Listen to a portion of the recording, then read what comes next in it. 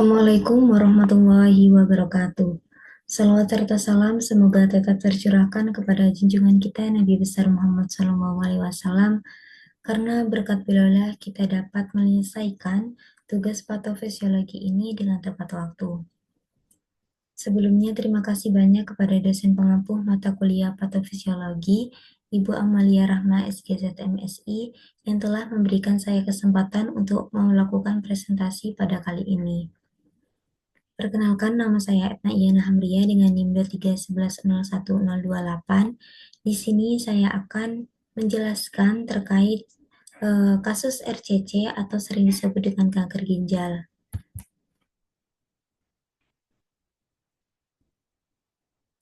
Nah, kasusnya sendiri yakni pria 58 tahun dengan hipertensi tidak terkontrol selama 10 tahun dengan kebiasaan mengonsumsi makanan tinggi garam, USG, massa di ginjal kiri, dan CT scan renal sel karsinoma.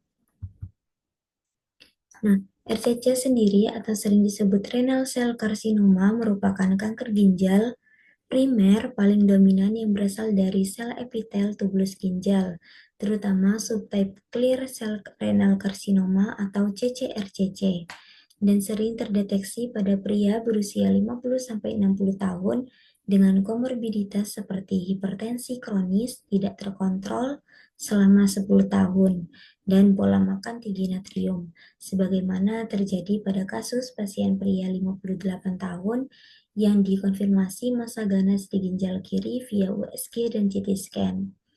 Nah, hipertensi disertai dengan mengonsumsi makanan tinggi garam dapat menyebabkan stres pada ginjal, dan yang paling parah dapat menyebabkan renal cell carcinoma atau sering disebut dengan kanker ginjal. Renal cell carcinoma memiliki etiologi multifaktorial yang melibatkan interaksi genetik, lingkungan, dan komorbiditas.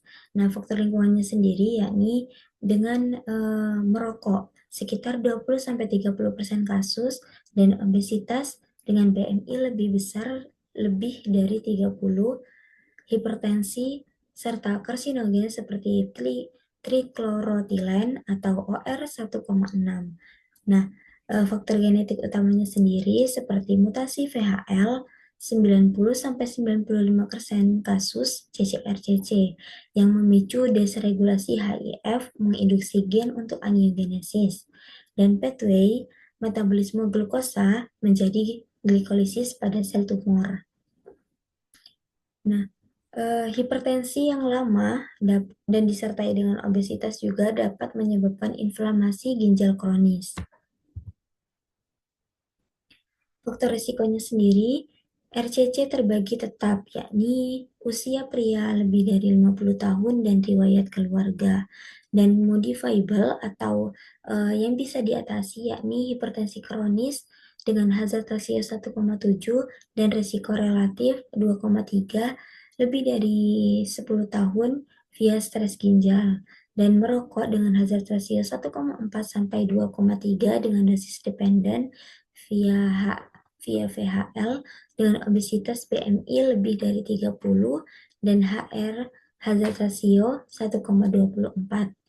Sindrom metabolik meningkatkan risiko relatif 1,62, sementara risiko yang sedang meliputi CKD dapat menyebabkan risiko relatif 3-17 dan paparan kadmium dan diet tinggi garam atau lemak merah.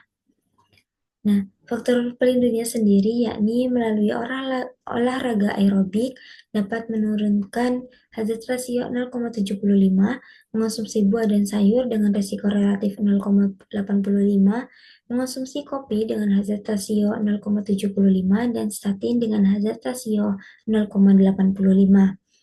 Hazard rasio per risiko relatif kurang dari 1, yakni mendadakan efek protektif. Nah, semakin rendah angkanya juga semakin kuat.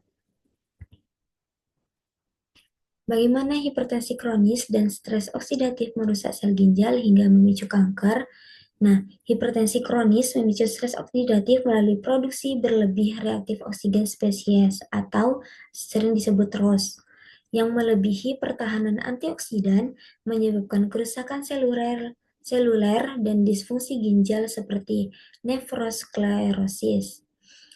Nah, dapat mengganggu sistem renin, angiotensin, aldosteron, atau RAAS dengan mengurangi ekskresi natrium dan menekan jalur NRF2 sehingga memperburuk hipoksia ginjal dan upregulated hypoxia inducible factor atau sering disebut HIF. Nah, hipertensi kronis merusak sel ginjal melalui tekanan intraglomerular tinggi sekitar lebih dari 60 mmHg yang memicu stres oksidatif virus dengan superoksida dan H2O2 dari NADPH oksidase dapat merusak DNA dan lipid podosit dan protein ginjal. Nah, peran obesitas sendiri dan inflamasi pada risiko RCC dapat meningkatkan risiko RCC sekitar 20-30% per kenaikan 5 kg per meter kubik BMI melalui inflamasi kronis dari jaringan adiposa yang merangsang sitokin seperti IL-6 atau TNF-alfa melalui lemak visceral yang melepaskan sitokin inflamasi yang dapat memicu hipoksia dan pembuluh darah abnormal. Insulin yang tinggi dapat mengaktifkan jalur MTHFR sehingga sel ginjal tumbuh lebih cepat dan leptin membuat sel berubah bentuk. Nah, akhirnya radikal bebas sendiri dapat merusak DNA dan mutasi gen VHL. Sel kanker mempunyai lipid yang lebih banyak atau sering disebut dengan clear cell. Pengaturan dietnya sendiri, pengaturan diet rendah natrium, yakni sekitar kurang dari 2 gram per hari, sangat penting untuk pasien kanker ginjal karena dapat menurunkan tekanan darah dan mencegah bengkak atau sering disebut edema dan mengurangi protein dalam urin untuk memperlambat kerusakan ginjal atau CKD. Makanan yang harus dihindari adalah makanan fast food atau junk food siap saji, yakni mie instan, keripik, abon, garam tambahan, MSG, dan mengganti dengan bumbu seperti bawang putih, kunyit, jahe, dan lemon. Karena ketika kita mengurangi garam atau MSG juga, itu bisa diganti dengan bumbu kita lebih dengan aroma. Itu dapat mengeluarkan rasa juga dari bumbu tersebut. Jadi tidak usah ada penambahan garam. Nah, untuk proteinnya sendiri yakni rendah sekitar 0,6 sampai 0,8 gram per kilogram BB, yakni contohnya seperti tahu, tempe, dan kacang merah. Lebih memilih protein yang rendah dengan protein nabati daripada protein hewani. Dan energi 25 sampai 35 kilokalori per kilogram BB dari nasi merah, ubi, oat alpukat untuk tetap memberikan nutrisi saat kemoterapi dan mencegah otot yang mengecil atau sarkopenia.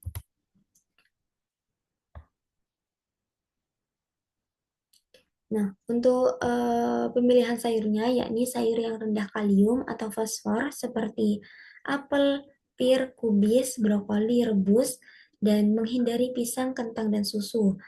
Dengan membatasi kalium kurang dari 2 sampai 3 mg, fosfor kurang 800 sampai 1000 mg per hari untuk antioksidan dengan mengurangi peradangan.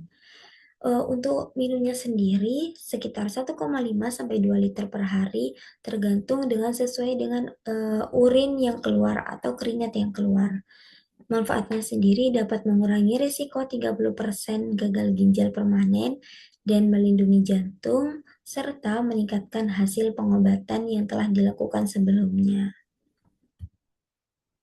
Oke, teman-teman, cukup sekian presentasi dari saya.